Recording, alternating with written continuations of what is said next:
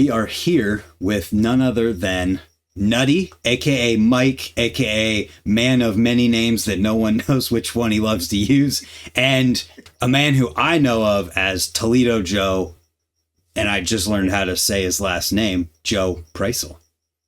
Hi. Yeah, very good. What's up, guys? How you doing today? Good. What up? And the simple Brant Moore, thank you so much. What an epic occasion. We are here today celebrating the life, the legend, the endless, you know, I'm just going to let you guys take it. I'm just here to. Is this a eulogy? Yeah. We're here to celebrate the life. So I'm 55. I'm not dead. So this might be it. This might be it. This is what's going to kill him. Yeah, tomorrow the BMX world is going to be stirring, you know? No, just that's too good. Well, like, oh, great. This guy got back into it. In any event, the reason that inspired all of this is that Mike was doing an Instagram live talking about Woodward West closing. And then at some point in there, I jumped in there and you made a comment about we should do a podcast or something with Joe. And I was like, I'm in. I'm definitely in. So this is how little I know about Joe, in that I don't even know how he's connected to Woodward or anything. So I get to learn all of it today. Yeah, it's well, there's a lot going on here. And that's why I asked you, the first question I asked you was, what's the time frame we're looking at? Because I know on different podcasts, you know, like I think Magoo had one on, it was like 6 hours or something like that. We might be on here for a while. So 6 hours. Let's see. That'll put us. Yeah, we'll be all right. I'll shorten it. I was there for day one. I'm going to be there for the last day. End of story. No, I'm yeah. kidding. Well, he's talking about Woodward. No, that's a real thing. Yeah, that's what I mean. So yeah, bringing it. You know, we come full circle. But you know, thank you for jumping into my live stream. What a hell of a week it's been in BMX with the news of Scotty Kramer's store, and then also I don't know if you heard, but there's a legendary event out here called the Frogtown Classic. Yeah, which is an old school BMX race that had to be canceled. It's not really related to money issues or stuff. It's related to the fires out here. But there's a lot of loss in BMX right now as a whole. There's also a lot of great things going on, like the Source Battle of Hastings. I watched your live stream on that. You did a great job with that, and I love your opinions on some of that stuff. But yeah, the biggest shocker, and it's amazing how many people have really poured out so much emotion, is losing Woodward West to the Woodward family of parks. All these people, all these people who didn't have to pay to get in are sad that it's closing. That's true. That might be me. But anyway, so Joe was there from the start. He was one of he was there the day one of Woodward West and helped build Woodward East too. And we're going to this old school reunion again. I'm going to shut up here in a second, but this old school reunion, if you haven't signed up, Pova and Xavier Mendez put on this great event every year. I went for the first time last year. I had the time of my life. It is going to be the final hoorah at Woodward West. It's going to be legendary, iconic. I can't wait. And I'm also super sad about it at the same time. But Joe is coming. He's staying with me. He's bringing his son. We're going to do it right. And that's that. So moving on. Yeah. So let's give Joe, I want to hear, like, if somebody asked you about your career throughout the years and you only had a few sentences to give that to them, you're in an elevator and they're asking about what you did in BMX. What would you say? You know, basically I started out just riding and wanted to be a professional rider. Had a few shots, you know, and but I really enjoyed the building aspect. So I kind of transitioned over into building skate parks and building ramps and all that. And that's, I think for me, the sense of accomplishment of building a ramp and having everybody enjoy it's the best feeling. It's better than I ever expected. So what are some of the different places people might recognize that you've had a hand in? Well, I worked a little bit at Changa when it first started opening, you know, with Afro Pat and Nate Wessel and Scott Paul and all them, just helping out. You know, I wasn't a ramp builder then. I was, you know, hey, we're working late tonight. Can you come and hang out? Yeah, I'll be there. Help, you know, move boards, cut anything. And then I ended up going and living at Woodward for a while, and I did a little bit of building there. And then I came back to Ohio, and I met Ray Petro, and I started building ramps at Ray's before they were even open. And then, you know, in a nutshell, I left Ray's to do the lumberyard in Portland, and then I left the lumberyard to do my own park, the Burlington Bike Park in Washington outside of Seattle. And then while I was there, I was working building other things like the Mega Cavern, the underground dirt jumps. We started those in Louisville. Just lots of other legendary cool spots. things. Every single one legendary. Yeah, literally. That's why I was saying this is actually amazing. I mean, he's just touching on it, but like the stuff that this guy has had his hands on. Yeah. It is really the Hell Track. Yeah, he did Hell Track too. Yeah. Okay. But Joe, I want to just jump in real quick. When the thing that amazed me most about you, and I want to hear about like your first ramp that you built and how you got going. I mean, was it just like a backyard ramp? But also, the thing that amazed me about Joe is he's like one of the guys from that generation that never went to, like, I don't know about never, but never went to a BMX track. Almost everybody else throughout the late 70s and 80s, the way they got into BMX was through BMX racing. And if you watch Joe ride, this man, he flows, he's got style. But, and so I thought for sure he was like a racer. He's never raced. He got straight into freestyle, which was cool because I guess in the mid 80s, you could have done that. Like you see the magazines and you see the neon, you know, leathers that everybody's wearing, and you could just get straight into freestyle. So, I mean, you know, talk a little bit about how you got into BMX, and then how did the building thing come? It was just hanging out with those dudes, or like, what was your first ramp, you know? Yeah. Well, I mean, I started riding in 1980, and rode all through the 80s, primarily flatland and quarter pipe back then. There wasn't jump boxes and skate parks or nothing really yet. And then the 90s hit, and the whole industry kind of did a weird thing, and you know, all the street riding started happening and all that, and that probably, there was nothing really going on for me then except for just riding around and trying to jump off stuff all the way up until 96. And I was living in Toledo at the time, and then we heard about a place called Changa in Cleveland, and I was like, well, I'm from Cleveland, I'll go hang out and check that out. And that's when I met all the dudes from Changa, like Scott, Dave, the two owners. Afro Pat was living there. Nate Wessel was always there. Sean Dorton. Just so many Cleveland legends. Aaron Bostrom. I mean, I can't even name them all that you know, I ended up riding with all the time. And basically, for my job, I was a carpenter. I was doing home remodel and stuff like that. So it kind of naturally came to building.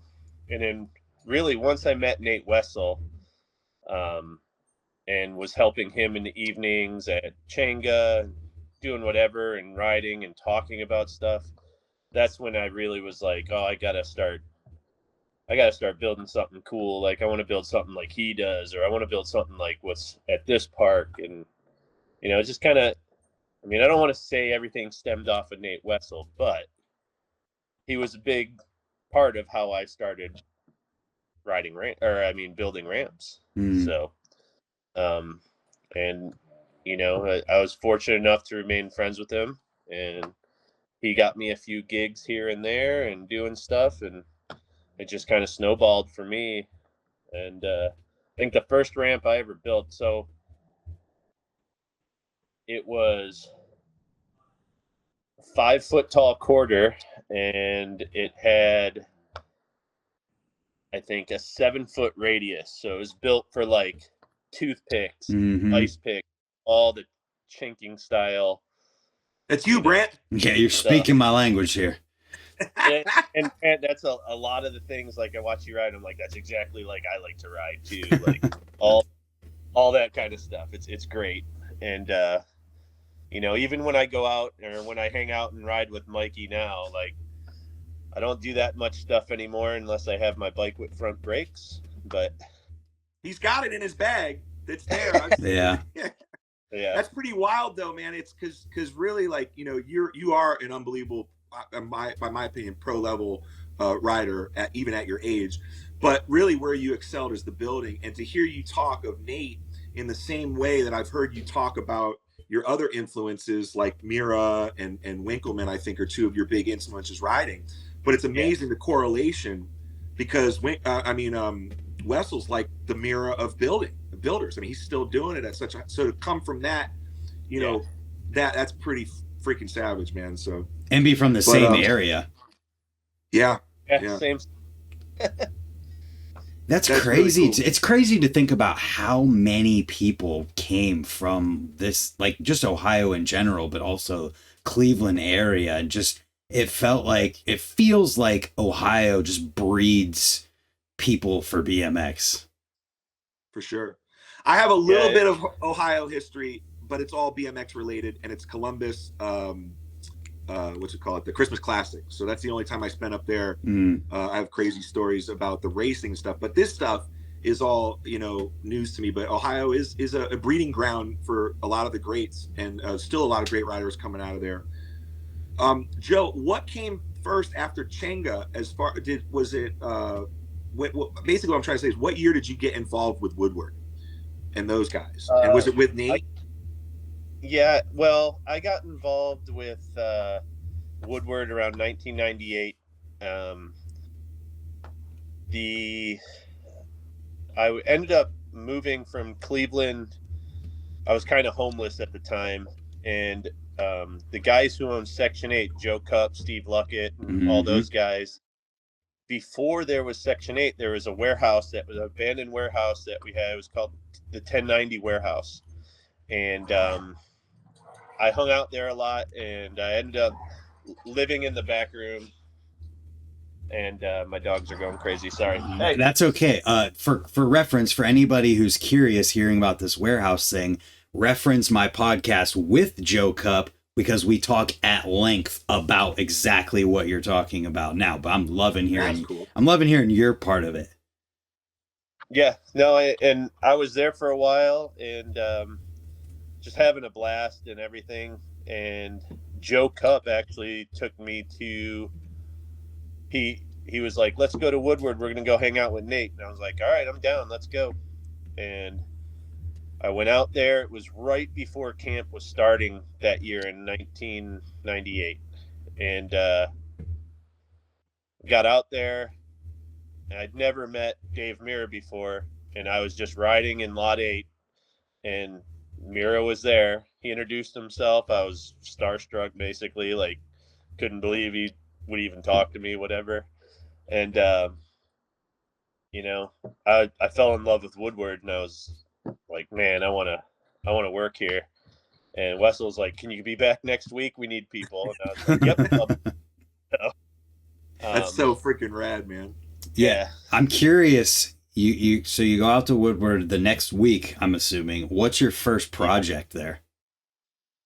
Well, for the majority of the time, I worked as, you know, first I was a camp counselor, and you know, all the other stuff like the OSI. I was never a dish dog or anything. Nothing wrong with that. No, nothing wrong with that at all. Lots of awesome people, but what's really cool is that, like, I had so many awesome riders in my cabins. Like, I had Alistair Witten, Stephen Hamilton, Owen Clegg, like all these dudes totally blew up, and you know, it was great. Josh Harrington, like it was super. And yeah, then it was after my second year that the director of BMX, his name was Chuck Schroth. He was from Cleveland too. I knew him from Changa days and everything.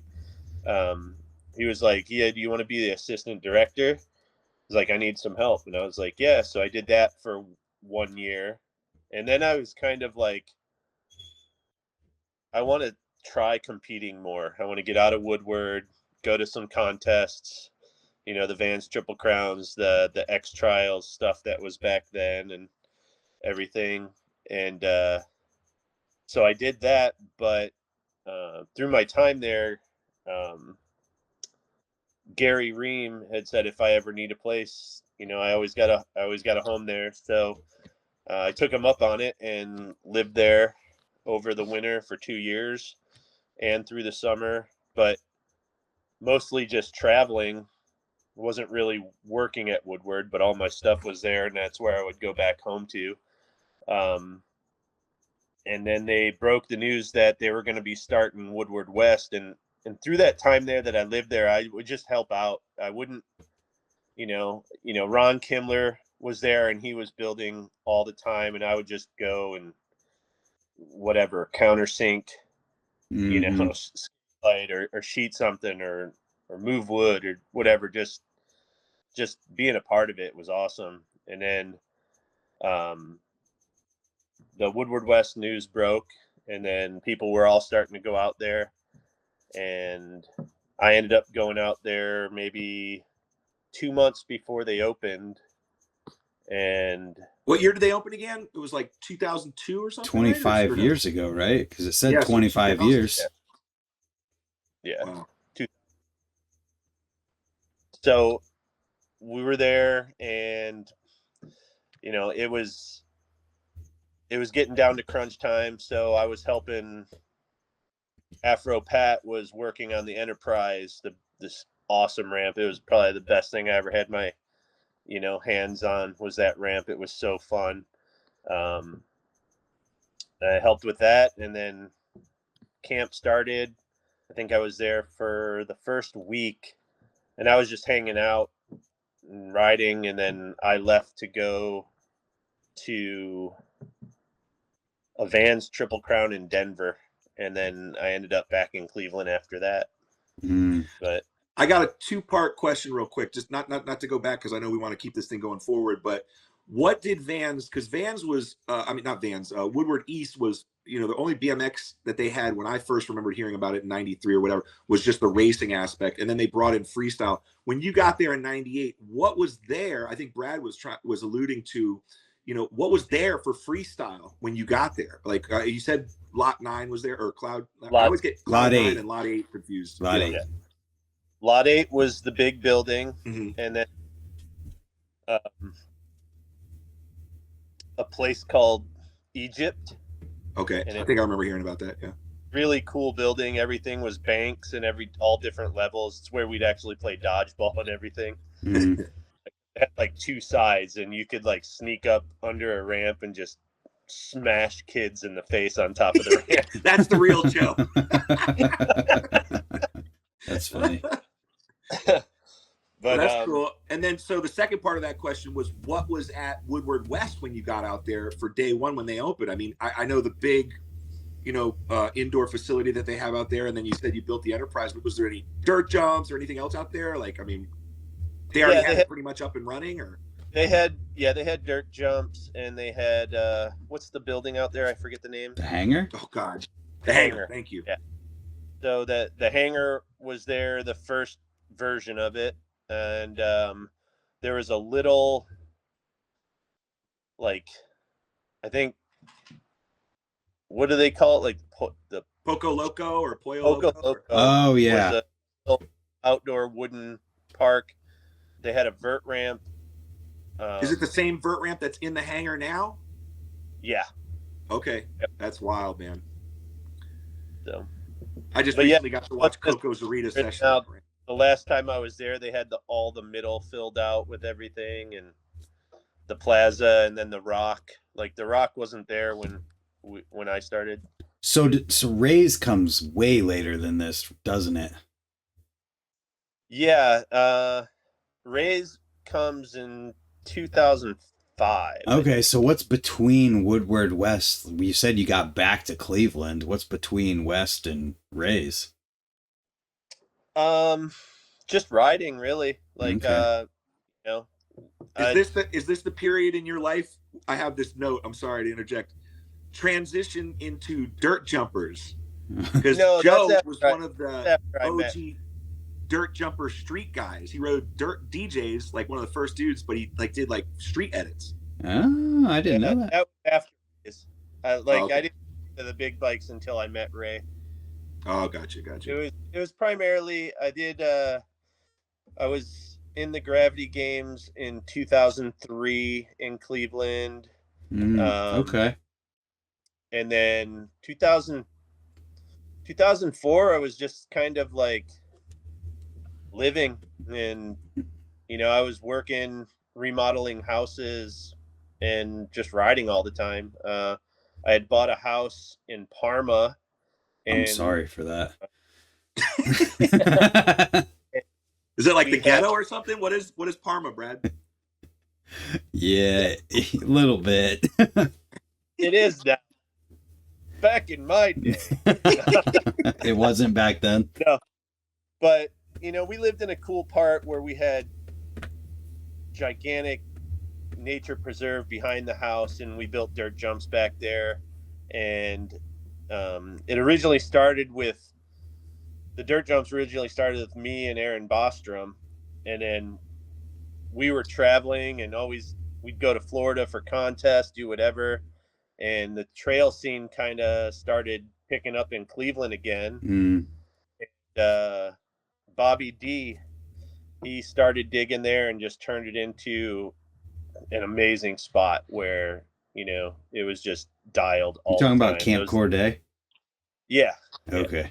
I've heard about it. I never got to go there, but I heard about it.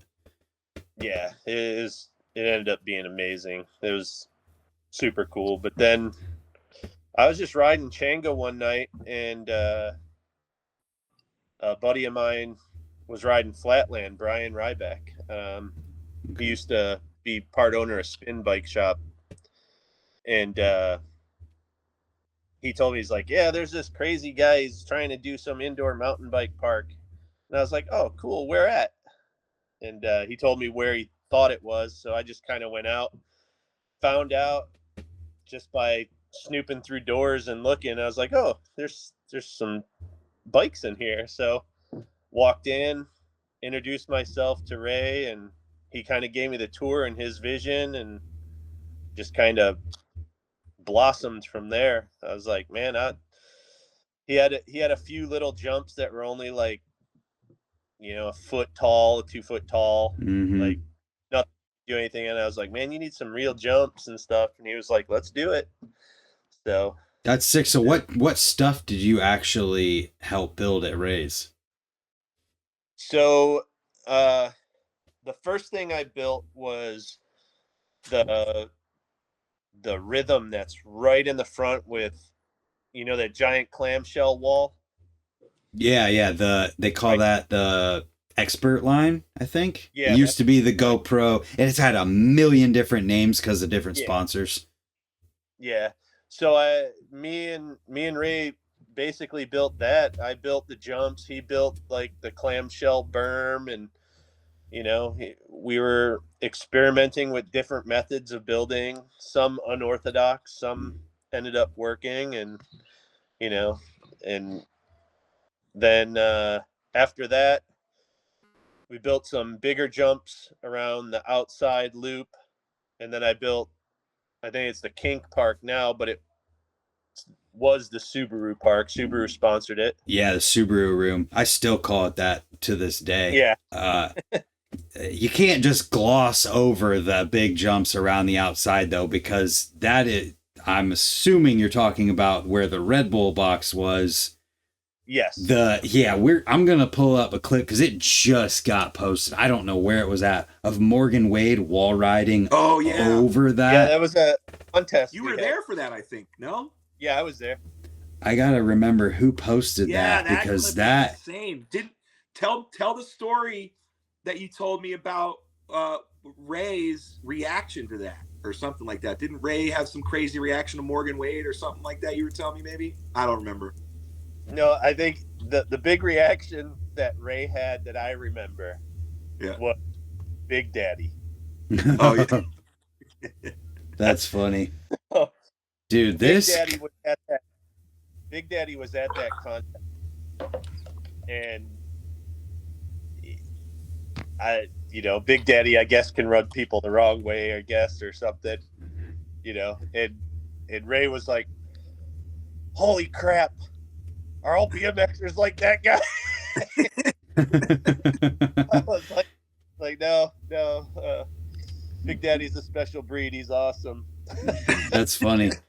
But back to this Red Bull box. I mean, it's legendary at Ray's, just in the way people still talk about it to this day. And I got the clip playing of Morgan Wade hitting that wall ride over it. Doesn't even make sense. He had to go so high. We can't see it, but it'll be on the podcast. Yeah, I played it on the screen. It's on his. And him going for it the first time and not making it and getting out of it. That's the thing that's so impressive about Morgan Wade, is what he can get out of it. He doesn't get out of it like a gymnast or like a skateboarder. He gets out of it like a football player. It was a 2-story drop. Into shit, and he's just okay. It's crazy. Yeah, dude, that drop has to be 2 stories from where he's at, because you built. My man's got cargo pants on and boots. And he's just fucking sending it, dude. That guy is an absolute savage. To this day. He just bumps into shit. Like, get the fucking wall. Get the hell out of my fucking way. I'm Morgan Wade, dude. What the hell? Yeah, so I'm from Texas. It's really cool to hear, because I live in Ohio. I go to Ray's every winter, to hear about some of the stuff that you had part in, because I can remember hearing about Ray's back in the mid 2000s, but I never went there probably till like, I don't know, 2010. Yeah, and I've never been. You should. I was already in Milwaukee in 2010. I was building the Milwaukee Rays. Okay. So, R.I.P. And then, yeah. Quick question: the Subaru room or the kink room, is that the one that you're always posting, Brant, in your videos with the spine? Yeah. Oh, that place looks so much fun. So how much? You what? I'm actually building a ramp in my backyard that's a lot like the Subaru room. That's so sick. How much of the Subaru room did you have a part in, like, the design of? Pretty much all of it. Everything in there except for how it goes, where the big curved wall is, right next to it to the left, where it goes wedge up to quarter pipe. Yeah. It used to connect. It used to go wedge up. When I did it, it went wedge up to wedge, and then there was a deck, and then there was a lip on the other side that connected that big Red Bull box jump. Okay. And you could rip around that whole back thing and then jump into the park. That's dangerous.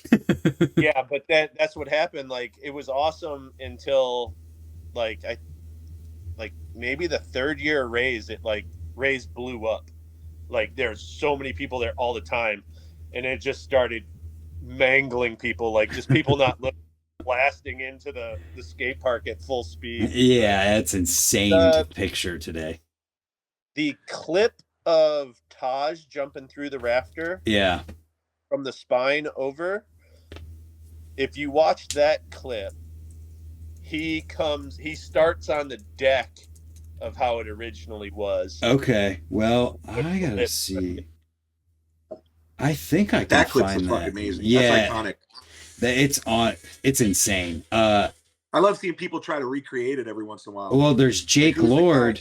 Jake Lord, there's a whole story behind this. So Jake Lord is not the first person to try and do it again. So there was a dude, Aaron Simone, I think is how you say his last name. Yeah, that's my dog. He attempted it years ago, and first attempt at it, was like, okay, cool, slid down the curve wall. Second one, he drifted away, or the vert wall. And then second attempt, he drifted away from the vert wall a little bit and just dropped straight down and was done after that. Then a couple years goes by and there's a dude named Zach Haas who tries it for himself, and then he ends up getting it. And then fast forward to Jake Lord, who I didn't know who he was. Like at that time I did, but when he first showed up, I didn't know who he was or anything, but he just started coming around, and then he starts just getting to the point where he's sessioning this gap. I got it playing right now, from the spine into the vert wall. Taj makes it look easy enough that it's like, oh, no big deal, because he lands it good. But that's the problem. People don't understand that about BMX. These guys, Dennis Anderson and all these dudes, make that shit look so easy. Yeah. So Taj got it good, but if you drift away from that vert wall at all, you're dropping to flat. And Jake Lord got it to the point where he filmed it, and then he did a trick over it, and then he was also jumping the other rafter gap right after it. And so he's like, I remember showing up one day after getting video of him doing the Taj gap, and just everyone in Ohio is just like, oh my God, this is the most insane thing ever. And then I remember showing up one day and he's got this like action cam on his helmet, and he's like, yeah, I just wanted to get some B-roll, doing the Taj gap. And it's where he's just casually sending it in a session for fun. It was so insane. Is he the one who does the Taj gap and then jumps from the 8-foot quarter through the rafters to the 6-foot quarter? Yeah. That's that's why they call it unlocking a line, because once you've unlocked it, it's like, relatively, I don't want to say easy, but it's there. Yeah. It's just that first time getting the nuts up. I'm gonna see if I can find Jake Lord's clip on that. I think that dude, the burn slow guy too, I forget, the tall kid, he lives in Texas now. He hasn't been riding much lately, but he's incredible rider. The hell's his name? He used to ride for Kink. I think he did. Are you talking about Jaden? Jaden didn't. I don't think he did the Taj gap. He didn't do that one? No. But what I wanted to get at, I got the clip of Jake playing on screen. I know you guys can't see it, but everybody else can. This is just probably one of his first runs at it. But what I wanted to get at about like talking about building Rays and the Subaru room in general, like the fact that that room has largely remained unchanged except for a couple small things, even to this day, is wild. And when you talk about it, like I talked to Paul about that room too, and talk to anybody about that room, you're like, what could you possibly change in that room without pissing everyone off and ruining an element of it? It flows so well. Yeah. And I mean, it really is one of, I think, my favorite things that I've ever had my hand in. I mean, I can't thank Ray enough for just letting me, he gave me carte blanche of that space. Yeah. And you do whatever you want. And I owe you a thank you, because I literally live in that room all winter long. I owe you a thank you because I've enjoyed all the clips that have come from it from afar, which is the beauty of the internet. Yeah. So I have to get out there. You bring up a good point real quick. It's very important in BMX, and I know, Brant, you do a lot for the community, and you bring up a lot of good points about preservation of BMX and what makes it so special. Yeah. And one of the things is these iconic spaces, because you see the way that skate park building has changed over the years. Now every town is competing with the next town to build the better concrete park, and there's all the plaza stuff. And then you got you guys that love hitching posts, and you've got like the iconic place in the oldest skate park in America that everybody goes to for Swamp Fest in Jacksonville. What's the name of that one? Kona. Like, it's very important that we preserve these parks and not always like up. I mean, I know you have to upgrade, do fresh skate light and replace nails and stuff, but you need to keep a lot of these iconic parks the way they are, so that there's like different shit to ride. Otherwise, we're all going to be riding the same skate park, you know? So, like, it's really important to preserve that. And the fact that that park has been around for, 20 years. And that's the other part about the sadness of Woodward West, you know? It's like, somebody go buy that shit. Joe Rogan or somebody. Joe Rogan buy Woodward West. X Games. I'm talking to you, USA BMX Freestyle. Somebody go buy that fucking spot, man, and preserve that. Because it's like art. The animal chin itself. Like, it's been closed for months, actually, though. Well, the fact that it's still around and as deadly as it is, like, nobody should be riding that except for the 4 people in the whole planet that can ride that. That's true. There's only been 4 or 5 people that have gotten over that spine. And Ryan insane. Nyquist, Walsh, Jake Rutt. I think Morgan might have done it. Morgan Wade overtoothed it. I know that.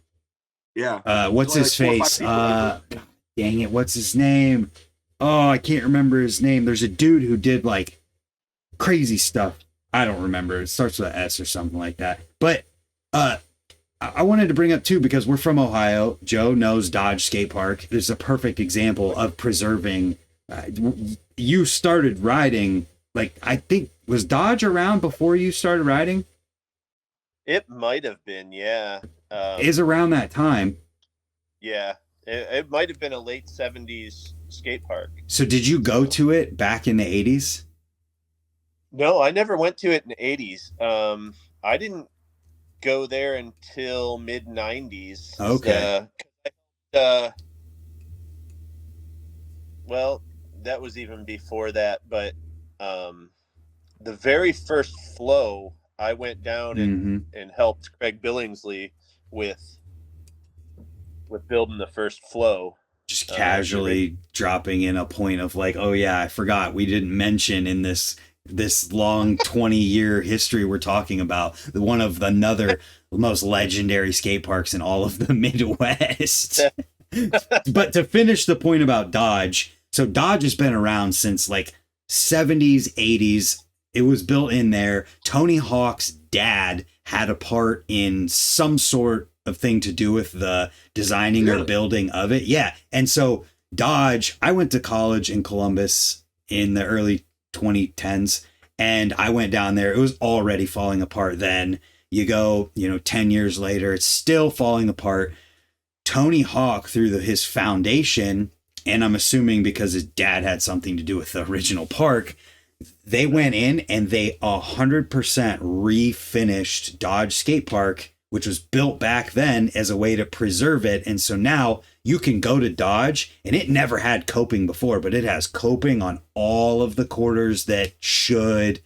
Everything's perfect concrete. That's now. Cool. It's super sick because I've been there when it was you're preserving it, but you're like upgrading it without changing it. Yeah, they didn't change designs. And like now, yeah, all of the transitions are smooth and flat instead of having bumpiness and random like sweet spots like I'm sure it had before. But it's sick. And I think that's a perfect example of what you were trying to get at. But we need to talk about the flow. Because flow was awesome. I never got to go to Flow 1. I only got to go to Flow 2 and 3, but I heard and saw, obviously, videos and like Jamie Bestwick hosting contests there and all kinds of crazy stuff that went down there. Good time contest, yeah. I mean, it was I met all those cats at Woodward. I mean, at Changa. Mm-hmm. Craig and I forget the other guy. I think his name was Shane. He was the other owner at that time. Are you talking about Shannon? Shannon, that's it. Yeah. Don't let him know you forgot his name. Yeah. That's what happens when you get to this age, man. Yeah. Shannon was just awesome. He's funny. Yeah. Yeah. And they were like, yeah, we got this place. We're going to start building. And I was like, hey, let me know. I'll come down and just help. Yeah. And I just went down there and I stayed, BMX grunge style on Craig's couch for a while and just built. And, he gave me a little bit of money here and there. And it was more than I wanted. I was down there just to create this park and really, have something awesome to ride as well. Mm-hmm. And yeah, we worked really well together. And I know Craig is still out there just building all kinds of ramps. He's working out. He did, rebuilds. He's out at the ranch camp. Yep. All that stuff. So I have a question. I'm curious. I love these types of thoughts that pop into my head. When you're helping out with like Raise when it's first starting, and you're doing what you can at Chango when they're talking about stuff, and you help out at the first flow, did you ever have a thought of like, this is gonna be something special that people remember forever? Or are you just living, building, and stoked on it? I mean, I guess my mentality back then was I was just stoked, like, to be like only doing BMX stuff. I wasn't going and working and framing a garage or nothing. I was just so stoked at that point in my life that I could, even though I wasn't making tons of money, I was able to support myself and do what I wanted. And it didn't feel like I had a job, even though we worked 15-hour days. So. It's easy when you're like, oh, we need to ride this ramp tonight. Yeah. Gotta be about the fun. Yeah, and it totally makes sense. And I feel like the best things that anyone's ever a part of, they're not thinking about like, oh my God, this is going to be legendary and people are going to think about this forever. You're just in the moment, like, I'm going to be stoked about this forever kind of deal. And that's really cool to hear too. It's wild. I can't imagine, because this is all stuff I didn't start riding till 2006. So it's all stuff that I heard about, but never like, I didn't go to Raise till like 2010 or whatever. Like I said, I never got to go to Flow 1. I was actually asked Mike, I was sweating like, man, I hope Brant isn't like one of the young kids yelled at back in the day. And he's like, oh, we'll get this guy back. I was just going to bring the same thing up. We were trying to figure out your age and like when you were riding at one of these spots, because you might have seen Joe and he might have been like, fuck you, kid. Or you might have been like, fuck you, old man, or whatever. So honestly, like, I don't think I ever would have saw you. If I did, it was probably just, you were probably just there riding and nothing ever happened or whatever. And my personality is like, if that ever did happen, I probably would have forgot about it, because I just don't. How old were you in 2006 when you started riding? 13. I'm 32 now. And like the indoor park that I rode the most growing up was Evo. And I don't know how often you even would have went there. Evolution in Canton.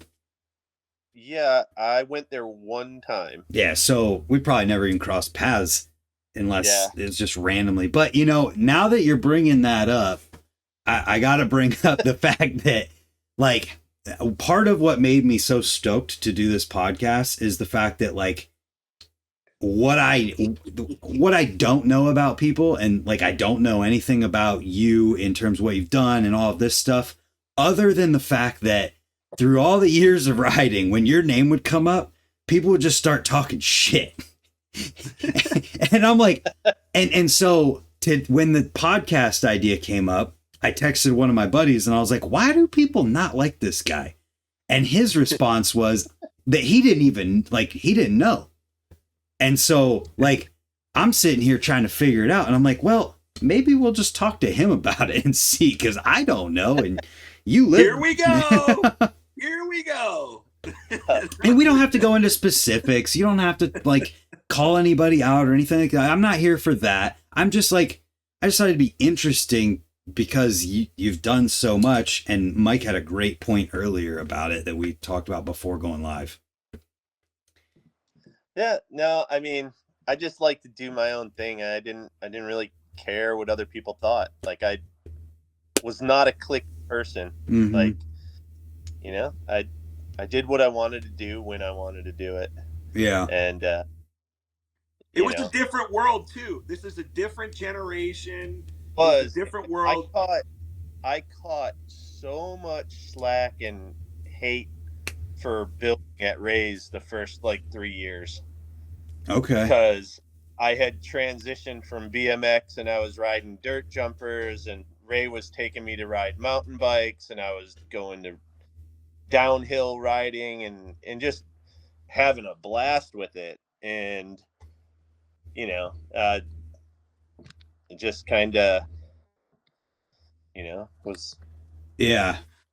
I kept my circle small, and it was clicky back then. It was really clicky back then. I mean, you know, I had a big problem with it too, and I try and get along with everybody, and it was like, you know, if you're not fitting in a certain crowd, you're like, what do they call it? Like gatekeeping was a big thing. It still is a big thing. Yeah. You know, and if you're a guy that's like, fuck you, I'm doing what I want to do, it can be rough, you know, and you're gonna, and also, you know, he's had his hands in so much, like I was talking to you about earlier, Brand. I mean, like, you know, when you're in business, it's still business, these skate parks and stuff, you know, there's still money involved. There's big companies. Like I wanted to talk about the Milwaukee expansion and what was it, Cannondale, who comes in and buys Rays. There's still, you know, it's money involved. Trek, there's lives yeah. at stake. So you're gonna mess with people's emotions a little bit, because, you know, at a certain point. So, and I've been through some stuff with Joe too, but he's a big teddy bear, man, and he's a good dude. But I could imagine him when he was younger, bro. You don't want to fuck with this guy either. He's a big motherfucker, dude. He probably intimidated a lot of dudes too. So, you know. Well, you know, when I was high school and out of high school, like, that's what we did. Like, we talked shit to each other and fought each other, and, you know, all that. And, you know. Yeah. Good question, Brandon. I rendered him speechless. I could give you, I mean. No, we don't have to get into examples or anything like that. Had a big falling out. What's that? Who? I said me and Ray had like a falling out. Let's get into that a little bit. Talk about a little bit about the transition from the Cleveland Rays and how the bike company got involved, and then the Milwaukee story and all that stuff, because there's still a lot of that's really, honestly, that's a lot of the real interesting stuff with Joe, is that whole transitional period with what happened with Rays, because not a lot of people know the exact story, but here it is. You know? Yeah, let's hear it. Well, no, I mean, we were just working at Ray's, and I started with building everything and then working the front counter and doing whatever. And he put me on like full salary with two other guys who worked part-time, just the front counter. And it went on, and it kept growing and growing and growing. I mean, I think it's still like every year that it has like some kind of expansion, like, oh, we got another 20,000 square feet. We got another 10,000 square feet this year.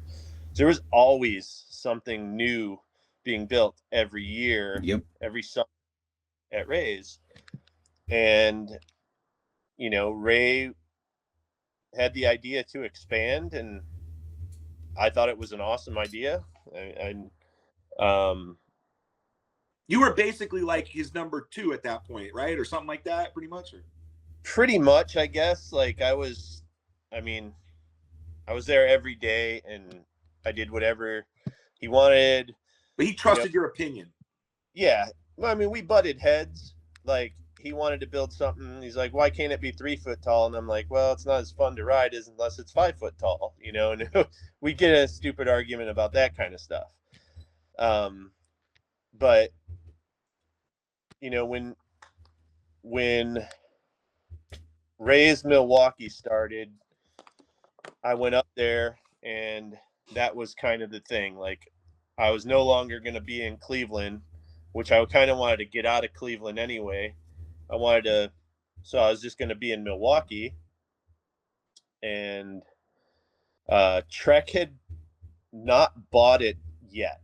What year was this? And 2010, maybe 2009. Let me see. I can probably find that.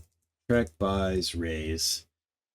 So 2010. Yeah. Thing. That happened because of the Milwaukee thing.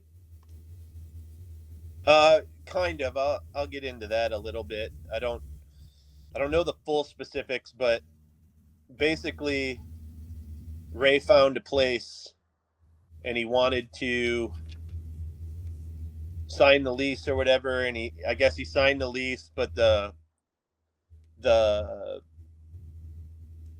landlords, the people who owned the building that were leasing it to Ray, ended up being super shady and like tried to change the rent like right after we got in and like all this stuff.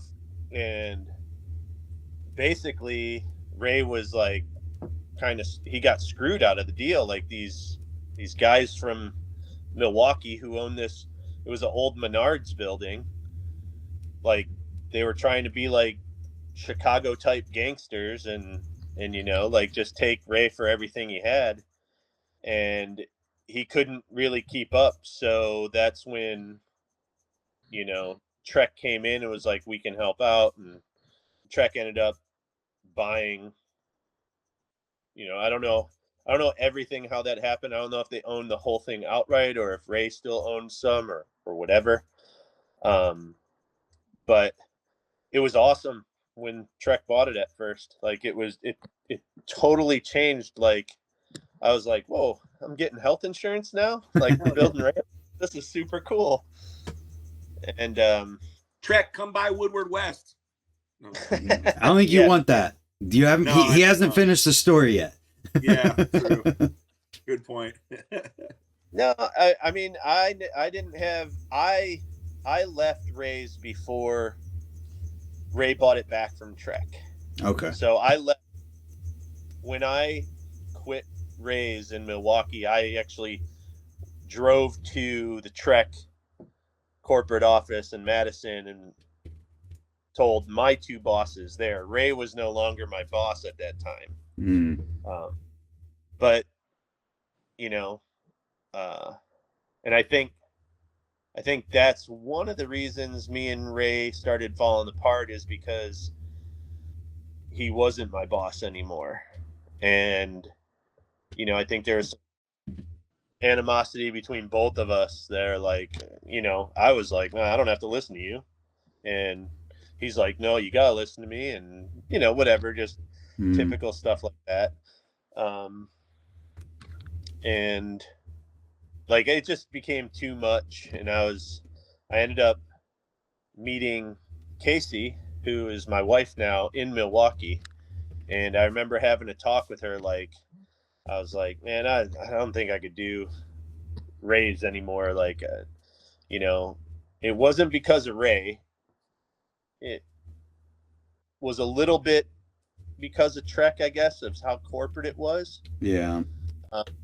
But I still respected everyone I worked with at Trek. The two guys there, you know, they were great, but it really wasn't what I wanted to do.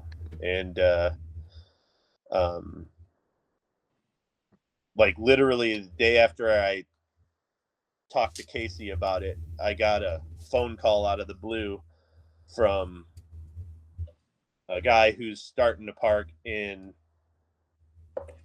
Portland, Oregon, and wanted me to consult on it. And I was like, well, I'd be interested, you know. So he flew me out there, and then that's when I came home and I drove to Trek and was like, I put my 2 weeks in, and I was done. And you know, I lost touch with Ray.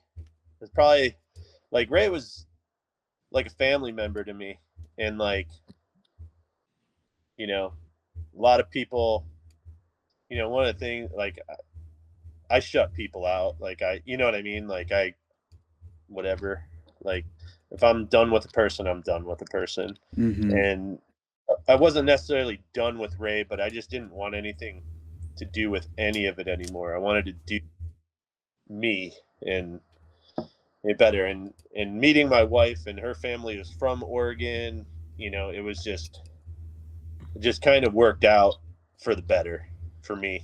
And you know, a lot of great things came out of that Milwaukee experience, huh? You know, you built yourself, you know, some following to where other people were interested in getting you on board. You met your wife.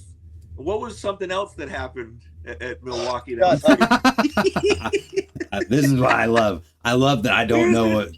There was something else. But before we find out what that something else is, and believe me, you're going to want to hear what he has to say, I wanted to give a quick shout out to Dan's Comp, because Dan's Comp is supporting all avenues of BMX, from different events of all different levels to riders of all different levels. And they even support me in this YouTube channel. So I want to make sure to give them a huge shout out for supporting the culture of BMX. And also with that and how much they help me, they help you out with a discount code where if you use the code BRANT at danscomp.com, you can save 10% on literally anything from the website. And you also help me out at the same time. So wins all around there. Of course, if you have a local bike shop, they want me to tell you to support your local bike shop. But for those of you who don't, or have local bike shops who won't carry BMX no matter what, that code is there, and Dan's Comp is supporting all of BMX. And for that,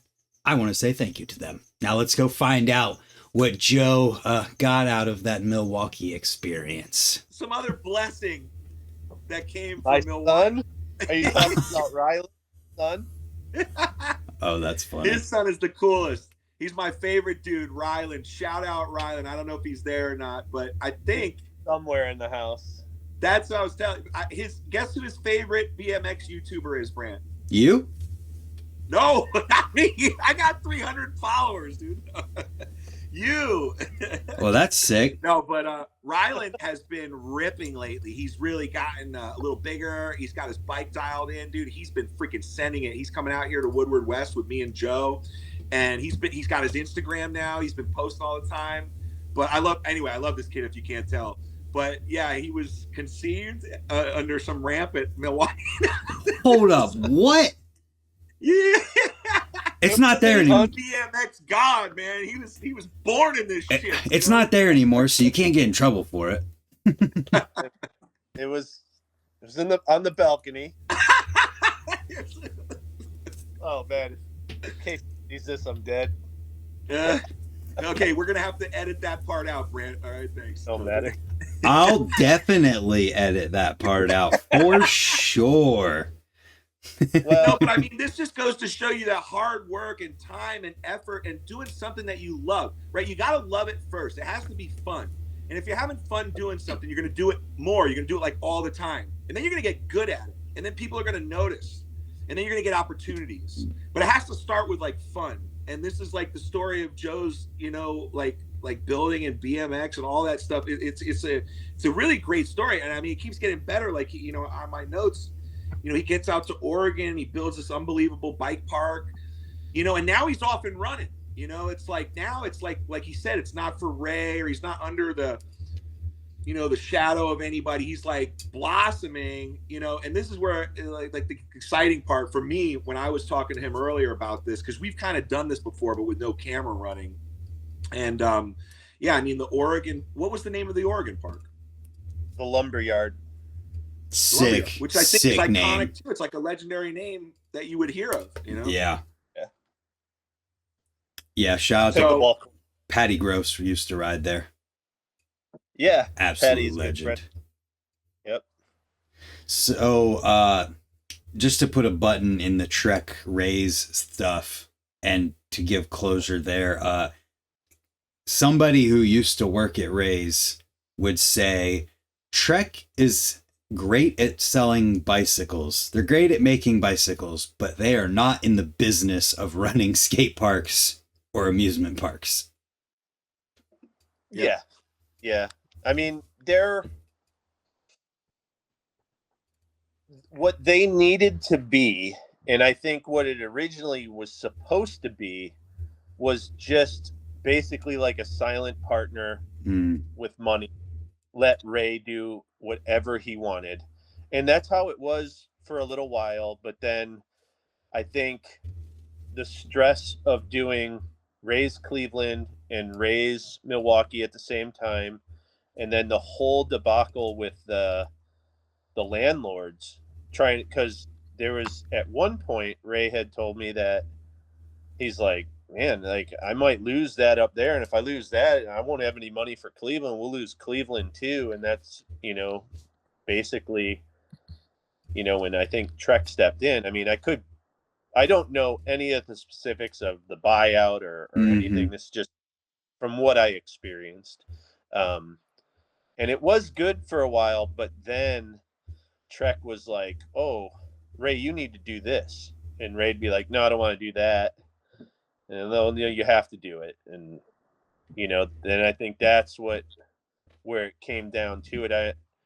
And I remember going on a trip to Whistler with Ray, and some other of the people who worked at Milwaukee Rays, and Ray ended up getting hurt really bad, and he had to go to the hospital and all this stuff. And when we got back to Milwaukee, I don't think Ray was all healed or anything yet. He couldn't make the drive from Cleveland to Milwaukee as much as he wanted to. And that's kind of when Trek was like, "We need you to just do this, Joe. Like, we're going to have Ray just stay in Cleveland." And I was never a part of being like, I want this park. I want to run it the way I want. There was a guy they had already hired as a general manager there. I was literally just a builder. And I think that whole aspect of Trek and Ray, to me, I remember thinking like, oh, that's kind of shitty on Trek to say he's not supposed to come up to Milwaukee, because I was building, ramps and hitching posts and spines, but Ray was building like all the skinny stuff. So when that happened, like, I couldn't do it by myself, and we were on a deadline. So I called Ron Kimler, and Ron and his wife came out, and he helped work, and he finished up like the jumps and the like the skate park style stuff. And I was doing like the mountain bike stuff, which I didn't really ride that much. So I was just doing it to get it done to make this deadline. And, looking back at it, like, the pump track was cool. But a lot of the skinny stuff was just like straight lines there. They weren't like at Ray's where they go all over the place. We threw stuff on the ground and tried to go to get it. And that was, I think, the product of being with Trek, is like, if it would have just been Ray's, like, we're not opening yet. Sorry. Like, do it right, and we're going to open it, because that's the way Ray was. He was like, I'm not going to do nothing half-assed. So I think the mountain bike side of Milwaukee kind of felt a little half-assed compared to Cleveland, for sure. And that's why I don't think that Milwaukee ever lived up to the hype. Plus, they already had like an amazing skate park there. Like, is Milwaukee still there? Four Seasons. No. Yeah, Four Seasons still there, but Milwaukee Rays is gone. Yeah, it closed a long time ago. Does Ray own it again now? Is he, or who owns Rays now? I think. I mean, I don't know. Yeah, I think so. I think Ray owned it. I remember hearing that. I think he bought it back from Trek I think before his injury. Yeah, I think this is a long time ago. I can't say anything for certain because I'm not sure on details. It sounds to me like it just, like some of the other things that you've talked about, it more so went from being like this thing that wasn't a job that you were doing because of the passion to it became a job. Right. And then as soon as things become a job, then it's very easy to not want to be part of it anymore. Yeah, because the love and the fun is gone. Yeah. And that's what happens with a lot of people. I worked at a skate park part-time, and I was like, fuck this, man. I was like, I don't want to come back here. Some people ride on their brakes and shit like that, or come back. I'm like, I don't want to be here. This is like the job now. Yeah. You know, it's like, and it sucks because that's the goal. The Tony Hawk said it. He said, find what you love to do and turn it into your job. The only problem is once you do that, then it's like you might not like it anymore. So it's life is a balancing act. But yeah, that's pretty crazy. Go ahead. I'm sorry. I didn't mean to interrupt. No, I was just gonna get ready to say too, based on what you just said. It's like, it sounds like too that through that's what led to all these different projects all over the place. Is as soon as one turns into work, all right, now I'm moving to something else, and that got you to the lumber yard in Oregon. So the lumber yard was Oregon, right? Yeah. So the lumberyard, we went out there, we moved out there. We had our son out in Portland, 13 years ago. And I helped build it, was part of it. They gave me some ownership in it. And it was a home. Like it definitely, and it was going really well. It was really reminiscent of Changa 1 with the low ceilings. But so we really had to work with stuff, but and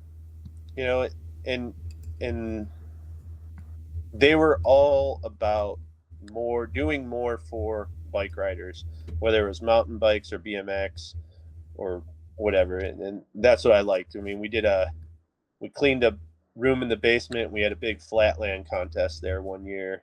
Like, they were just all about it. And they lasted, I think 10 years before their lease ran out. And then a pickleball company, I guess, fucking pickleball, bought it. Pickleball, man. Yep. How long were you there at that one? I was there for 5 years, and then I took my share out and started my own place in Burlington, Washington. The indoor. So you don't just build wood ramps. You make dirt bike parks too, right? Yeah. This is the Burlington story. This is crazy. I have the video up in front of me. You should pull this up. It's a Ride BMX video from 11 years ago. BMX Burlington Bike Park Indoor Dirt Complex. It's crazy, dude. An indoor dirt park. Who'd have thunk? This is like futuristic shit, man. This is what we need now. I live in the desert. It's 120 degrees out here. I need some indoor dirt jumps out here, man. Ray's used to have a dirt room. Really? Yeah. Bobby and those guys built some awesome dirt jumps in there. I'm playing cool, man. Playing this video right now of the Burlington Bike Park. Yeah, man. The mecca for the Northwest is the mecca for trails, but the wet weather, you got to go inside. That's what it says. Now, did you get depressed being in the Pacific Northwest? What's that? Did you get depressed being in the Pacific Northwest? Because I know a lot of people do. Like Hoder leaves every year. When the weather gets shitty, comes down and he hangs out here with me in Palm Desert, Palm Springs area. But you got the Kurt Cobain shit. I mean, like, did you ever get really depressed up there? No, not really, because our busy season was rainy. Oh yeah. So when it was raining, because people were coming to ride. Yeah. Dude, this park is sick. Right? That's what I'm saying, bro. This guy's done some shit. That is wild. So, like, you just lease the building and then bring in a ton of dirt? Well, so a guy started, the whole reason I went up there is the guy who owned it had started this non-profit to do an indoor BMX track. And then the next city over, Mount Vernon, has a huge like BMX track where they like do nationals or something. Like, it's really a famous track. Okay. So back then, I guess, like, you couldn't be too close to another track to be sanctioned by the same group or whatever. So basically they had some of the track being built already, and they found out they weren't going to get sanctioned by the NBL or ABA, whoever it was, and they were looking for different avenues instead of a track. So I got an email just was like, hey, would you be interested in looking at this? And I drove up there and I was like, yeah, I'd be interested. Like if we're just building it or whatever. And the guy who owned the building, he's like, no, you could just have it. Like, it's yours. You do what you want with it. Like, I just don't want anything to do with it. And so my wife's like, all right, yeah, let's do it. Like, I'll run it. Sick, man. Build. Wow. I'm just watching these clips, dude. It's amazing, man. Yeah, so you build all that park. I showed the video of it. How long has that been around, or is it still around? What's up with it? No, it's gone. It is that. If you say That pickleball, I swear to God. No, it was a kayak company, the REI. Fucking kind. They bought the building and put in a factory to make their kayaks. Oh, I thought you were going to say they put in a lake. But before that, the building was getting sold to be a pot farm. Whoa, okay. So and then that fell through and then whatever. But we had already decided that we didn't want to raise our kid in the Seattle area. Okay. It's not what we really like. There's a lot of drugs, a lot of young kids on drugs up where we were, like hard. Depressed, like I was saying. Seasonal depression all year round. Yeah. So we basically closed up shop and we were living up there trying to figure out what we wanted to do. We went to Lake Tahoe, hung out there for a while. Like, my best friend lives in Reno, which isn't far from Tahoe, Hacksaw. And shout out Hacksaw. That's the homie right there, dude. Hacksaw's the best. And that's kind of like where I envisioned us going. And then again, just randomly got a call of a guy who had property in Texas who wanted to do a park, and they flew me down. Before we get to Texas, I didn't mean to cut you off, but before we get to Texas, there's a cool little tidbit. Brant, you can appreciate this. So his boy Hacksaw, who's going to be at the old school reunion, go sign up now, Woodward West. Did you get like a commission on this or what? I wish. The commission, yeah, I'm getting a big fat commission next month after they're out of business. Yeah. No, I get nothing. You know what I did get though? Let me give a quick little shout out. Renee LaCour, the BMX or the director of Woodward, really had things going in the right direction. This guy is amazing. Go follow him, Old Man Woodward. He's probably changing his Instagram now. But Renee LaCour, this guy is an absolute savage, and he does do a lot. And he did give me a lot to give back to the kids. I do jams and BMX events for all the local kids out here. And this guy, I mean, whatever it was, swag, free weeks. I got probably 6-7 kids to Woodward this summer for free. Nice. And, more than that, but just this summer for like a full week of camp. And then I got a bunch of weekend getaways. So I did get a little bit of that, but it all went back to the kids. Yeah. But for me, it's just about fun. And it's really selfish for me. I want to have people to ride with when I'm 90 years old. I'm not really doing it for the kids. I'm doing it for me. I'm doing it because I want BMX to survive so that when I'm 90, I have homies to hang out with on the deck. Hell yeah. But, so Hacksaw, what's Hacksaw doing? So Hacksaw is an absolute savage. When I met Joe, I'm going to tell you two quick stories before we go to Texas. I met Joe. We were sessioning at OB Skate Park. Brant, have you ever been to OB Skate Park? Not yet, but I want to. You're coming out here, baby. I got you. We're bringing you out. There's like 2,000 skate parks within like a 2-hour radius out here. Yo. That's why I moved here. And one of the coolest skate parks is OB Skate Park, and a lot of legends ride there. It's very chill. It's very mellow, but you can connect the whole park. You would love it. I mean, yeah. It's got a spine. It's got everything that you could think of. So we're getting ready to leave, and as we're leaving, I see this dude, Joe. You know, he's a bigger guy. He's got a little gray, shows up. He's got like a 22-inch. And I'm like, oh, look at this guy. He's like one of us. He's like, you know, I'm like, he's like getting back into it or something, you know, like maybe we could give him some pointers, you know? No, I mean, Joe drops in and he's fucking ripping. Dude. I'm like, funny. Who the fuck is this monster? You know, he's just fucking hitting fucking hips, flat tables, just cruising, ripping. And he comes out and like introduced himself, and I'm like, dude, you were fucking ripping. Who the hell are you? And he's like, oh, my name's Joe. I'm like, all right, Joe, nice to meet you. And we just became like best buddies since then. We've been riding all the time. He did a lot of work out here, so we would ride a lot. I mean, sometimes 3-4 days a week we would be riding, and that's how we became good buddies. But Hacksaw also is his buddy from Reno. And those two guys, I don't know exactly how the story goes. Joe, you tell the story, but they were a big part of what we now know as the greatest female rider on the planet, Paris Benegas. Oh no, and that's all Hacksaw. That's all Hacksaw. And Paris will tell you this is like her father like figure. Like he did so much, and Joe was around for a lot of it too. And our other friend Kate Board on Instagram. Oh yeah, I know who you're talking about. Kate Bourdain. Kate Bourdain. Yeah, she comes to Raise every year. Yeah. Kate, that's our dog too, man. Yeah. But you know, they built these ramps, and Hacksaw had these endless miles. Like what was it, 200 jumps? Something crazy, Joe? A lot of jumps in the Reno area. And that's like kind of how Paris got going in the right direction that she's in right now. It's because, and she'll tell you, this isn't just me making that shit up, you know, but anyway, I just figured I'd throw that in because after all, this is a BMX podcast. Wait, BMX podcast?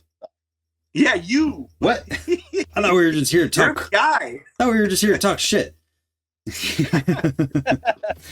That's still coming. We got the Viola story coming up. Oh, all right. Okay, so we're going to Texas now. What year is it? The Viola story, the banana.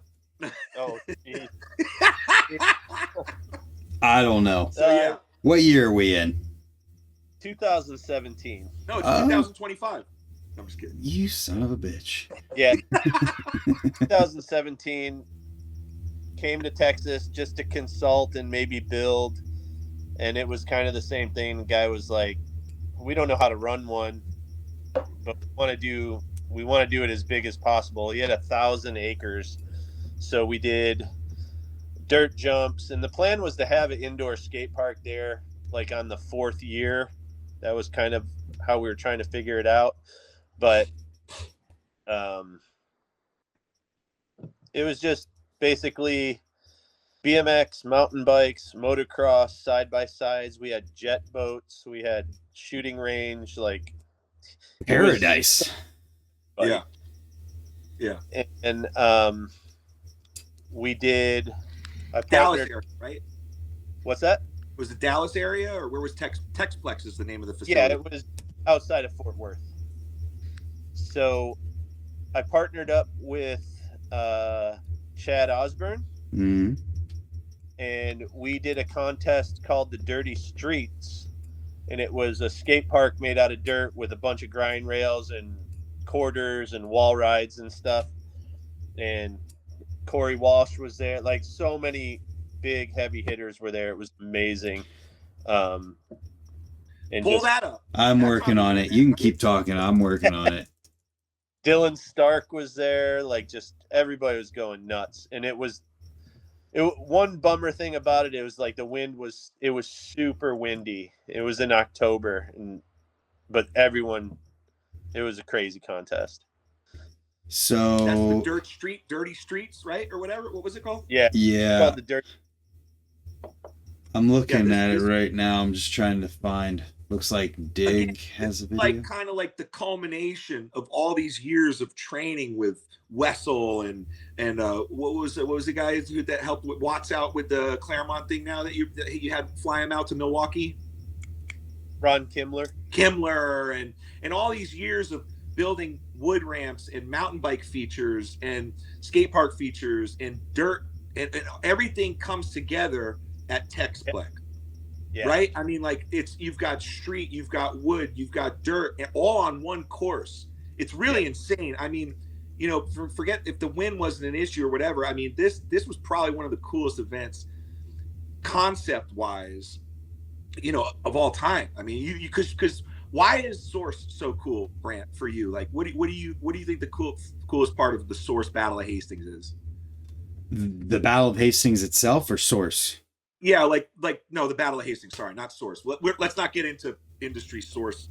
Oh, it's okay. Stuff, but so Battle of Hastings is rad because the people who put it on, Mark and Rich Moore, lifelong BMX riders who run the source and contribute to every single aspect of BMX, they put on this event that, rather than being like invite only in terms of like nobody knows who gets picked, nobody knows how that works, they have captains that then get to pick any 4 riders in all of BMX. So you have Seamus McKeon on Trey Jones' team this year, who like might not have been picked by anybody else. And so you get these teams of people, like you have Justin Dowell and Jack Clark on a team with Garrett Reynolds and who was the 4th one on that team? I can't remember. Garrett's team? Yeah. Justin Dowell, Jack Clark, Garrett Reynolds, and Joe Jarvis. Joe Jarvis, yeah. And so you have you have these teams of people who would never compete in a contest together, let alone the fact that in anything except for simple session, you don't have park and street going against each other. And then on top of all of this, it's not just everybody shows up for one day event and they all compete in the same place. No, there's multiple events that lead up to a final with all these different elements. And they do the beach jam in a place where anybody can come in and watch. And they do it right in front of anyone who's there. So they're doing not only an event where any BMX rider can be invited to the team, but anybody who's right there walking by can be exposed to BMX, and they live stream it so that anybody can watch it for free on YouTube. It's just like an all around everything you could want event. And then they're giving a bunch of cash out to the teams. Exactly right. Who nailed win. it. You nailed it. And I knew that's when I asked you that you would nail it. And the exact basically what you're saying is that you can have every aspect of BMX in one place at one event being represented, and everybody's vibing. Mm-hmm. You know, and that's the problem with BMX. The one bad thing we've taken from skateboarding is the clicky thing. You're a street guy, or you're a dirt guy, or you're this guy. That's the best part about like Swamp Fest, is you get everybody together. I mean, they even had Flatland in the church this year at the Battle of Hastings. Right. You've got Logan Martin hanging out, you know, and Justin Dowell hanging out with Joe Jarvis and Cole Volker and these people. That's the beauty of that, and that's what's going to save BMX, is everybody coming back together. Because whenever you talk to somebody about BMX, they say, oh, it's like a family. And you're right, it is, but it gets cliquey, and the separation, and it goes beyond BMX. Now there's so many different things for kids to get involved with. There's scooters, skateboarding. It used to just be skateboarding and BMX. If you lived in the city, you skated, and if you lived where there's grass and dirt, you rode BMX. Now there's Surros, there's dirt jumpers. You go to a bike park out here, there's 15 different kinds of bikes. But bringing it all back together, BMX, that's the special part about it. And that's this event that Joe had with the Dirty Streets. It's like, these are the concepts that we need moving forward, kind of like, you know, and that's the only reason why I wanted to bring that up. But you nailed it as far as what the Battle of Hastings and why it's so special. And, you know, anyway, I'll get off the rant, but I mean, I really think that, you know, bringing BMX together as a whole and just making it BMX again, you know, is like crucial, and everybody needs to be like accepting and like, because there was a long time with the Come Up or whatever, the Adams, where everybody and Rodeo Peanut, and that shit's funny, where everybody's just bashing everybody, and everybody's, oh, you're a fucking nerd, or you're a dork, or whatever. But that shit doesn't help anything. It doesn't sell bikes. It doesn't get kids on bikes. You know, what gets kids on bikes is getting pros to live events, seeing them ride in person. And this is a big thing for me. And this event, this Dirty Streets event, was like the epitome of that. And the next event that we're going to talk about too is probably my biggest miss in life. The fact that I missed this next event that Joe could bring up. But sorry, that's the end of my rant. I'll shut up for the rest of it. It's okay. It was my last of.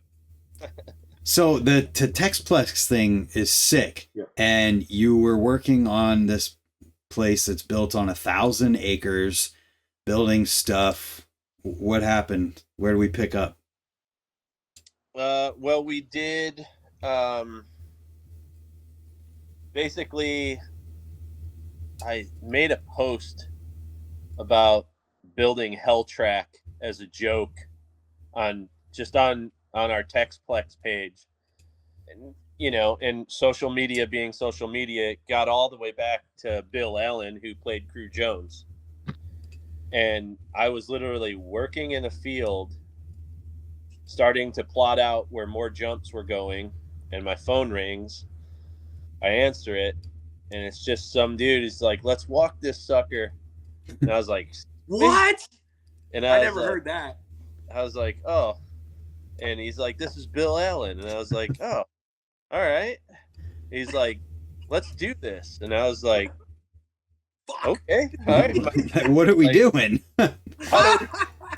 You know, and so my wife flew him out, and we talked over a couple days and about rebuilding Hell Track and doing an event where it was just all about the movie. We invited all the actors, all the stunt people, all the riders, everybody. You know, everyone is invited, and it ended up being like crazy because, you know, we went from thinking it would just be like, yeah, we'll build Hell Track and just people come and ride it, to all of a sudden, like, you know, it's $150 to come in for the event and you get all this stuff, or it's $400 for like a VIP and you get to like have dinner and eat with all the actors and everything. And that's kind of what paid all those dudes that we flew out. Like we didn't make any money off that event at all. We were trying to do the event for 3 years and maybe make money on the third year. But all the money that we got was basically, you know, we had to get hotels for all those guys, airfare, pay for all their food, everything. Like, it was crazy. Like, you think dealing with BMXers are crazy? Try dealing with like famous actors. Oh God. Can't even imagine. What year did this happen, real quick? It was 2018. Okay. That video is up there too, man. This is crazy video. I don't mean to spoil. Are you going to spoil how the event went down? Well, I mean, he can just keep talking about it. Yeah, don't spoil the event. The event was awesome. But so throughout the whole weekend, everyone was riding. Everyone was having a great time. We had live bands, everything. Martin, Eddie Fiola, all those guys were just riding with everybody, hanging out. And then the last day we had the race, and it had everybody. It had pro racers from France. It had Josh Holt was in it. Barry Nobles, like so many people were in this event, and it was just going to be kind of like an exhibition. Like, we'll just run a semifinal, or, you know, or a quarterfinal, semifinal, and then a final. And then we'll give this, you know, trophy out. And, well, every single person who rode in the event was like, no, I'm here to win this thing. So we're like, holy crap, these dudes are like going full speed down this roll in, pedaling between everything. Like, and then like the quarterfinals go off, and one of the French guys was like super pissed. He's like, oh, he cut the course, blah, blah, blah, and all that. And like, we're like, we don't have track marshals for one, like whatever. And even in the movie Rad, like Crew Jones cuts the course to win. Yeah.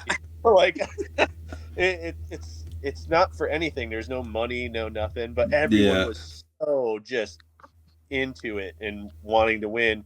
And I mean, the best thing possible that could ever happen was Dylan Stark. And that's my dog. Dylan Stark. I'm watching it as you're saying it. He comes, before Dylan Stark, let me tell you the Josh Holt story. That part is really funny. The French guy who was mad about people cutting the course and wanting to jump and not go through the berms. They want to do where the crew did the flip, you know?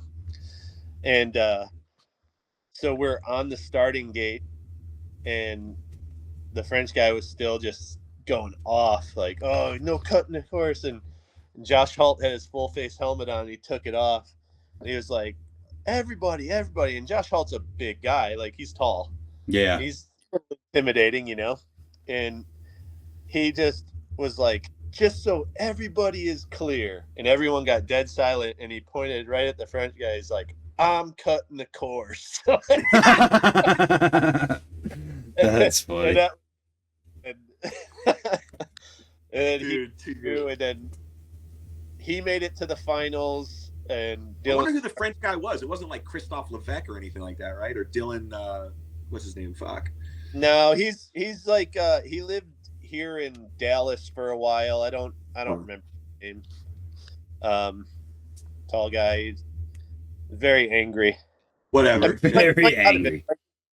It might just have been his accent. I don't know. But Dylan Stark, probably the best thing I've ever seen in my life. Where the big roll-in is, and they have the cliffhanger that goes up the side where there's basically a roll down and a lip up to the top. It was about 15, 16 feet in front of the roll-in. Well, Dylan in the finals was dead last, like absolutely dead last. You can watch this. I don't mean to interrupt, but I have it. I'm pulling it up right now. Rad Crew BMX is the channel. It's called Texplex Rad Hell Track 2018 Backflip. It's like a minute-long clip. Oh, hold on. What was it again? It's Texplex Rad Hell Track 2018 Backflip is the name of the video. It's on Rad Crew BMX channel. Oh, so a minute and 35-second long video. Something like that. I mean, you could just skip to like 55 seconds and see where Dylan. Yeah. Skip to like 48 seconds. All right. So keep telling the story here. He's coming around the curve wall. Coming around, and he does like a Rubin style gap from the quarter all the way to the face of the roll-in, and cut every single person off in one. Like, and not most anybody savage. Everybody was so stoked. It was the biggest transfer that I've seen, and it was that. There it was. Yeah, that's crazy. Yeah, so he does the Crew Jones backflip first. Yeah. And that builds his momentum out of last place, and then you could see him pass like 5 people coming up the bank up. And he just drops in. He's got like 3 or 4 more dudes to pass, and just hits this big like hip transfer into the starting hill and fucking wins the whole thing. It was. I watched it live. I was watching like the live stream. I think you had it live stream, right? Or something. Yeah. And dude, I must have jumped up and hit my head on the fucking roof. It was crazy, dude. It was so awesome. And then the cool thing was the Bart Connor, the bad guy in Rad, handed Dylan the trophy. So it was just like the movie. Just like the movie. Yeah. That is pretty freaking cool, man. Pretty freaking cool. Yeah, that was your heart and soul and like your money, like you had mentioned. I mean, that was like just for the love of it all. I mean, like you weren't, expecting to, Well, we wanted to do it multiple years, but the big thing about Texas is oil and land. So, someone came in, brought in way more money and wanted to do only motorcycles and side-by-sides. So can't really turn down that kind of money. So that was the end of the Hell Track. I mean, we maybe could have done it there again, but me and my wife were also like, we don't want to work together ever again. That's and we were done. Like either I was gonna quit Texplex or she was gonna quit Texplex. Like one of the two. We couldn't do it together anymore. And I mean, the timing really was, I don't know, for me, perfect to bow out on such a high event, on a high note there, and just back to, you know, being here for my family and working and just riding all the time with my kid. Like I still ride all the time, which is awesome for being 55, you know? Dude, you have some crazy timing. Every single thing that we've talked about that you've like moved on from was like just a couple years before it all fell apart for that thing. Yeah. Well, it's got to be about the love, man. And he is riding and having fun. And that's, you know, and it's a perfect time too, because his kid is right at that age. You know, kids that start too young, sometimes they, oh, here he is. Hey, look at him. What's up? What's up, big guy? Not much. I'm tired. Yeah, you gotta go to bed. Got school tomorrow. Cool. But I mean, he's you know, him and Rye are right now like clicking. You know, kids that start too young, they get burnt out. Like you see in California, you see these kids, these skateboarders especially. Their parents are all over them. It's like a sport. They're training, and they're really freaking good. At like 5 years old, they're airing 6 foot out of a vert ramp. But it's like they get burnt out at 10, 12, 30, you know. And the best part about these guys is like Rylan, he's been on it on and off, you know, his whole life. But he's like just like, I don't know if he's just found the love. Don't let me speak for you, Rylan, but you could see the passion growing. He's got an Instagram now. He's like, you could see the progression. I rode with him last year. I rode with him the year before. And you could just see the progression is going wild right now because he's having fun. And when you're having fun, good things happen, you know. And Joe's having fun. Look at him. He's just all happy. No, but and they're coming out soon. So yeah, I'm super excited to hang with those dudes. But yeah, I mean, you know, it's a passion thing. The BMX is, and it will always be that. And you've got a lot of passion, Brant. You know, I literally run on passion when it comes to certain things. You could tell. So definitely can tell. Like when Mike had mentioned this about doing this with you, like I even said, I was like, dang man, like I gotta get my shit together. Like this is the real deal. And then he was like, no, it's cool. And I was like, dude, this is bigger than like a props interview back in my day. Yeah, right. I mean, that's a huge compliment. Thank you. I mean, you got like 85,000 followers. Yeah, but they're all my mom. It's fine. She made 85,000 accounts. No, it's really cool. Like, cause like if I bring an old video out or Rylan, he goes on YouTube and finds old videos of me and he's just like, well, whatever. Like, what's this prop stuff, you know? And you know, he didn't act like it because he's a shy kid. But when I told him I was talking with you, he was like, "No way, you're lying!" Like, well, actually, Dad's pretty cool.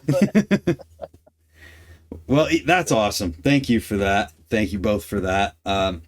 So, are you doing any building or anything currently? Like, or what are you doing nowadays?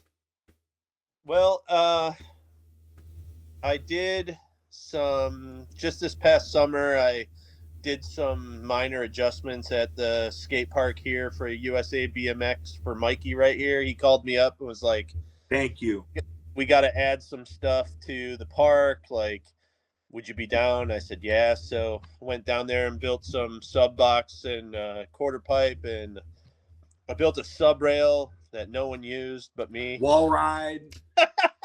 We got to bring that back, damn it. I'm working on it. There's a few of us working on it.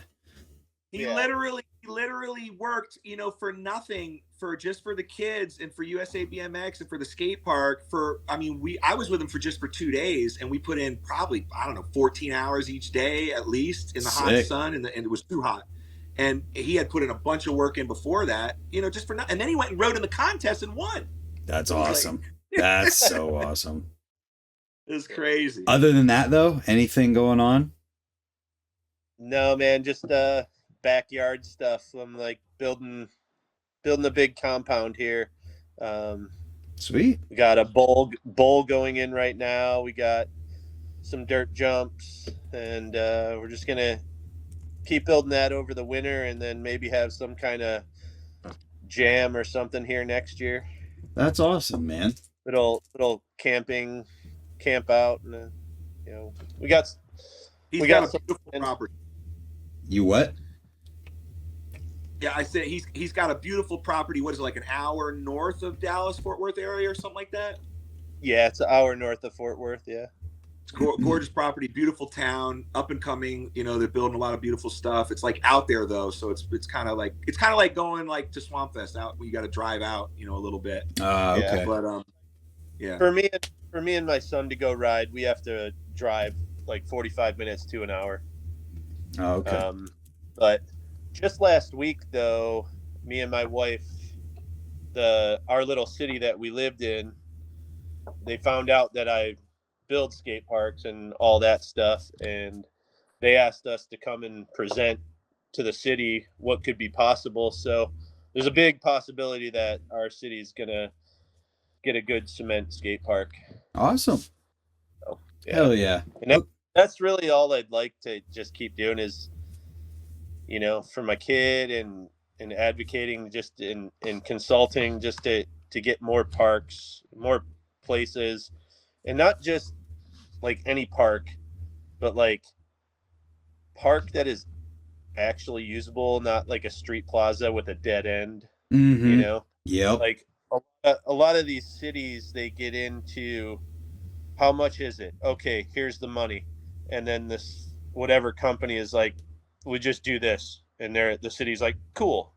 Yeah. But like if from the city actually knew how to ride or skate, they'd be like, no. We need it to have flow. We need it to be safer, Yep. So. And that's where, if there's people like you out there who can contact these people and whatnot. Yeah, it's been, I've definitely seen a few of those situations. It's a bummer when that happens. Yeah, they just built a park in the next little town over, and half of it is really cool, but they just stopped. And then there's like a curb and a grind rail over. There's not even another quarter on the other side of the skate park to turn around. Oh yeah, that sucks. Only one way.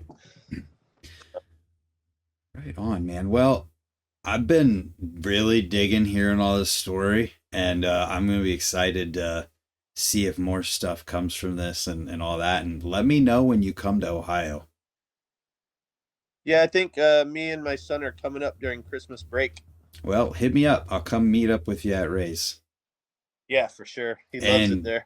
Mike, you have to come up to Ohio and ride Ray's, because what the hell? Yeah.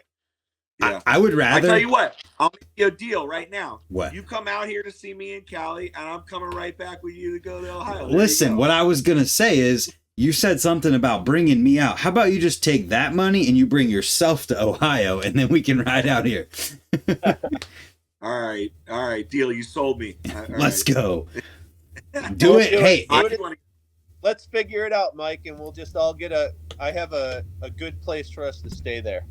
There you go. Also, what I would like to do is I'd like to come for if they have not the Next Generation Jam, that's at the place that closed, which hopefully they're reopening, but the girls' weekend. Oh, women's weekend at Ray's. Yeah, I have all those female riders are great buddies of mine. Yep. And last year I was this close to buying a ticket to coming out, and I just didn't do it. Okay. But I would love to get out there for that. So what you should do is you should come out in February, and then next month, here in like 3 weeks, you should come out for my jam. That's at the old Ohio Dreams. I wanted to plug that jam because I saw you doing it. That's pretty cool, man. So that's at the old Ohio Dreams is where it's at? Yeah, if anybody's ever seen it before, where the overhang on the outside of the building is, they put in the Spine Mini that used to be in TriStar Skate Shop, which I'm sure Joe has heard of because it's been around was around for like 20 years.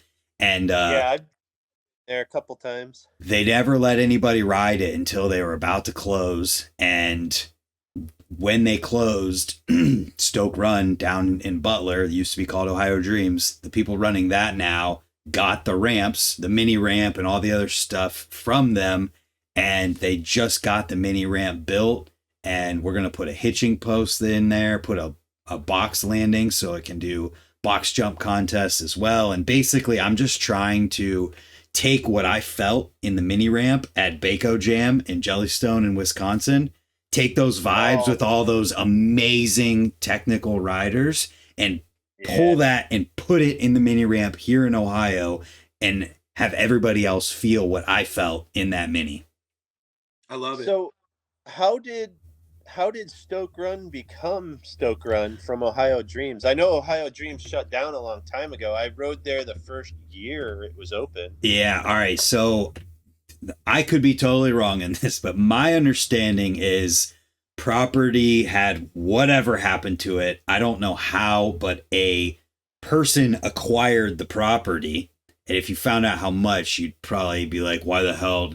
I wish I would have known because I'd have bought it. But they bought the property, and then dude Caleb, who's running Stoke Run now, goes to the guy who owns the property and is like, hey, we want to open this place back up. And at this point, the entire inside of the building, foam pit and everything, is a hay storage building, and the doors have been open with all the ramps in it. Like the hays are stacked on top of ramps. Wow. And the doors were open for 2 years. The outdoor park just was what it was. And so they put all of the work in to clean it all up. And I'm sure you remember when it was Ohio Dreams, it was the most slippery skate park that has ever existed in mankind. They painted the ramps so that the slippery factor is only on the floor now because it's that polished concrete. So the floor is still a little slippery, but the ramps are not slippery anymore. And the outdoor park, it's 20 years old outdoor park, so it's fallen apart a little bit in certain places. But what is still there is still good. And all of the concrete stairs and metal rails and stuff are good. But then they also put in a motocross track in the field by the BMX track. It's insane. And then the fact that they made the BMX track rideable by like pit bikes and e-bikes and Surons and whatever. You go there and like when you stand where the driveway's at or far enough away and you just look around and you see a motocross track and then another track that people are in, and then the building knowing that there's like a dew tour course inside of it, and then an outdoor skate park, and now a mini ramp, a perfect spine mini under the overhang, and like it's all in this one property in the middle of the woods in Ohio. It's just insane. So like this event is focused around the spine mini, but the whole place is going to be open. And if you want to come for the whole weekend, it's only $65 and you can tent camp on site with that $65. That's the first year. It's the 3rd through the 5th in October. Yeah. So it's that's the first year, and then like Swamp Fest by the 3rd or 4th year, it's going to be $100. Bro, listen, I've talked. There's some ideas. Like I want to blow this up. Like I want to, because the overhang has an empty area too. Like I want to, if there's bands that like the flyers based on Warped Tour, because that's another like inspiration of like imagining the Warped Tour and how people are stoked about that. And it's like there's room for bands to play in the same place as the mini ramp, and everybody could be watching riding and band at the same time. So like if I could find Warped Tour style bands that would want to play for free, because I can't pay them, but it's going to be a sick weekend. Like eventually you will be able to. It takes the idea, the passion, and you just got to fucking start it in motion. You just got to start. People talk about, everybody comes up to me, Mike, we should do this, we should do that. Can you do this? Can you do that? I said, you just got to get going. Yeah. And it'll happen. It's like, if you build it, they will come. And for like the ultimate, like, I don't know, confirmation of what you just said, I had the idea. I told the dude before they even had the mini ramp done, I was like, hey, I want to do a jam on this because we never got to ride it. And I want to do a jam and show like how awesome it could have been. And then dude brought it back up, and I was like, oh yeah, sick. So we came up with the date, and no joke, by the next day I had all of the sponsors on board, and I had all this stuff lined up, and I'm already texting people, getting people excited to come out. And it just goes to show, like, with a few connections and a cool idea, it takes 2 days to have all this stuff organized. Yep. People want to do cool shit. People like cool shit. It just takes somebody to fucking start that process. Yeah, so buy both your tickets. Yeah. Buy both your plane excited tickets. for it. I can't wait to see it. I hope there's a lot of coverage. I hope that people are doing a lot of filming, and I hope that there's maybe even live stuff coming from it, because I love all that shit. I'm the jam guy, and I'll be there. Maybe not this year, but I'll if it pops off, man, I'll be there next year. I'll tell you right now. So Yeah, I mean, mini ramp's my favorite thing to ride. yeah. So Hey, I know it's 3 maybe weeks. I'll just. Yo, what? Here's the deal, Joe. You can go, but Brant's gonna sell dinner tickets. He's got it's for whoever else wants to come. So you got to take you out to dinner, and you gotta schmooze these people. No, if you do end up wanting to come, let me know. It'd be awesome. Yeah. So that was my 10 minutes on this event that I'm going to be throwing, and I'm stoked. I love it. Go sign up. Yeah, come out to it. It's going to be sick. And I thank them for basically just like giving me full control of an entire weekend at their place. And yeah, they're still going to be open. Anybody can show up. And it's cool that this event is mainly focused in one part of the place. But yeah, hopefully it's fun. Yep, that's cool. That's cool, man, because people will show up like for Moto or other people who just show up there normally, and then they'll see your shit going down. Yep. And there's going to be kids there that get to see your crazy tricks, and they're going to be like, what the fuck was that, Dad? I need to go get a BMX bike. Yep. That's how it's done. Yeah. Or what's going to happen is the Moto guys will be like, hey, we need someone to run a Moto event. Yeah. That'd be cool. But either way, this has been fun. I don't want to sit here and talk about my own shit. And I appreciate your time and talking about all this stuff. And yeah, we'll see you in Ohio at some point here this winter. Yeah, for sure. I appreciate the time. It was nice. Well, thank you, Brant, for everything that you're doing and for giving BMX a great platform. And I love the Friday videos that you do every week. MooreBMX is always great, and you're very consistent, and I love that. I know I can count on you every Friday if I need to hear what's going on, if I miss something that week, or if I want a good perspective on what's going on, a different perspective. I know that I can count on you, and thank you for everything you're doing and having my dumb ass on this thing along with Joe too. But Joe, I love you, bro. You're my big brother. And, I can't wait to see you. And I don't know if there's anything else that I had to talk about. I did have one other big question for Joe before I'm done. All right. That is, what was your, because Woodward, one of the big things I think that was bad and contributed to maybe some of the troubles with Woodward is they ended up, I mean, there's a big backstory. We're not going to get into that. But there's no longer gymnastics there at Woodward. And gymnastics was a big thing because when you're a kid, when you're a boy or a girl doing gymnastics, I mean, you wanted to freaking send it.